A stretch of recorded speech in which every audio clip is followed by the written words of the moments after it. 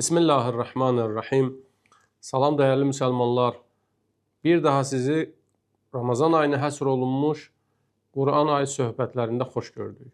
Bugünkü söhbətimiz Bəqərə surəsinin 264-cü ayəsi ətrafında olacaq. Allah Taala bu ayədə belə buyurur: Ya eyyuhellezine amenu la tubtilu sadaqatikum bil manni vel adha kellezi yunfiqu malahu ria'an nas ve la yu'minu billahi vel yevmil ahir. Ey möminlər, öz sədəqələrinizi, əməllərinizi minnətlə batil etməyin. Qarşı tərəfi incitməklə aradan aparmayın.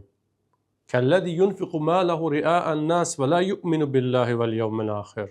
Sizin bu əməliniz Allaha, axirətə iman gətirməyən, riyakar üzündən sədəqə verən, yaxşı iş görənlərin əməlinə bənzəyir.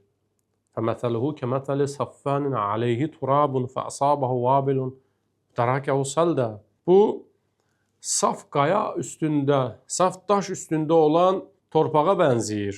Fərz edin, bir nəfər saf bir daş üstündə torpaq töküb nə səkib orada. Sonra möhkəm bir külək əsir, oradan məhsul götürmək olar. Ümumiyyətlə orada o toxum bitər. O daş üstündə heç nə yoxdur. Allah Taala buyurur, o şəxslər ki, yaxşı iş görürlər, amma yaxşı işlərindən sonra minnət qoyurlar. Məsələn, iftar verirlər, Allah eləməsin, minnət qoyurlar. Qarşı tərəfi incidirlər. Sədəqə verirlər, insanlara yuxarıdan aşağı baxırlar, təhqir edirlər. Bunlar o yaxşı işləri batil edir. Allah Taala digər bir ayədə buyurur: "Qavlun ma'rufun və mağfiratun. Qavlun ma'rufun və mağfiratun xayrun min sadaqatin yetba'uha azza. Vallahu ganiyyun halim." Xoş söz və insanları bağışlamaq minnətlə verilən sədaqədən daha üstündür. Vallahu ganiyyun halim. Allah zəngindir və həlimdir, səbirlidir.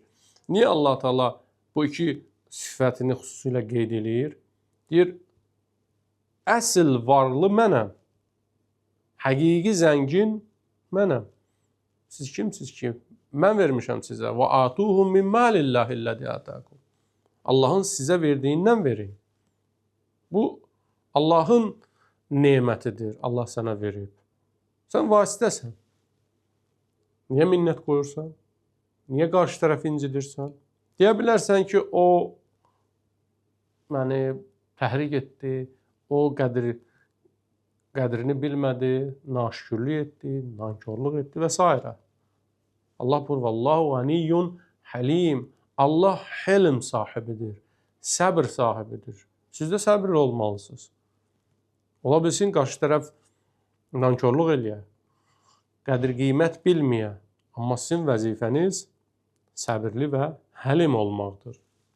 Peyğəmbərimiz buyurur, Mən əsda ilə mu'minin ma'rufən thümmə əzəhu əv mənnə aleyhi fəqəd əbtalallahu sadaqətə. Hər kəs bir möminə, bir müsəlmana yaxşılıq edərsə, sonradan minnət ya qarşı tərəfi incidərsə, minnət qoyub incidərsə, Allah onun sədaqəsini batil edər. İmam Səccad ağa Məkarumul Əxlaq duasında belə buyurur: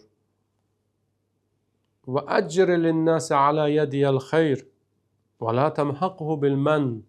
Allahım, mənim vasitəmlə insanlara xeyir yetir.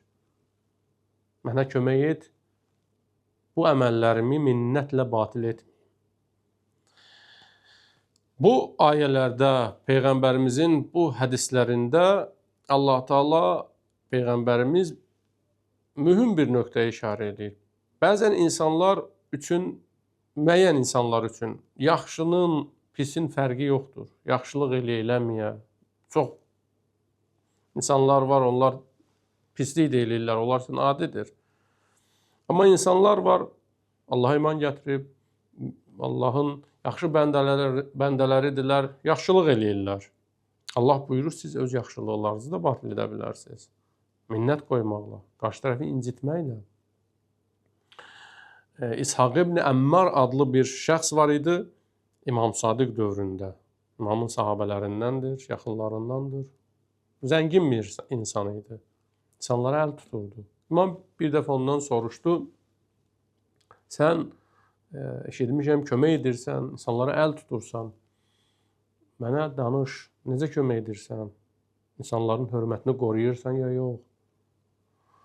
Buyurdu, mən insanlara, onlar mənə müraciət edəndə kömək edirəm. Kim qapıma gəlirsə, öz dərdini mənə danışırsa, mən də ona kömək edirəm. İmam buyurdu, yox, bu səhvdir, bu sənə yaraşmır. Allah Teala Quranda buyurur, yəhsəbuhumul cahilu əğniya minət təaffuf. Əsl ehtiyaclı insanlar iffət sahibi olarlar.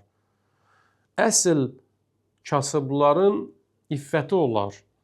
Onlar gəlib müraciət etməzlər. Quranda Allah Teala buyurur, o qədər onlar iffətli olarlar, vüqarlı olarlar, abırlı olarlar ki, hətta insanlar elə sanarlar, elə günah edərlər ki, bu varlıdır, zəngindir, o qədər iffətlidir, o qədər vüqarlıdır, abırlıdır.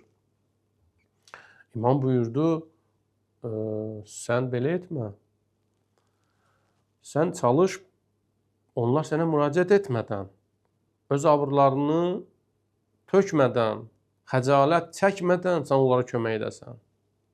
İmam buyurdu, mən əzəllə li vəliyyən fəqəd arsədə li bil muharabə. İmam buyurur, fəiyyəkə iyyək, uzaq ol bu işdən. Hər kəs bir dostumuzu, bir vəliyimizi, bir şiyəmizi zəlil edərsə, onun abrını apararsa, onu xar edərsə, o Allahla müharibəyə çıxmışdır. O Əhl-i-Beytlə müharibəyə çıxmışdır. İmamlarımızın həyatında bu məqam daha çox gözə çarpır. İmam Əli əleyhissalamın yanına biri gəlmişdi, dərdini demək istəyirdi. Ağa buyurdu, yox, yerə yaz qina. Yerə yaz, qoy mən bilim dərdin nədir.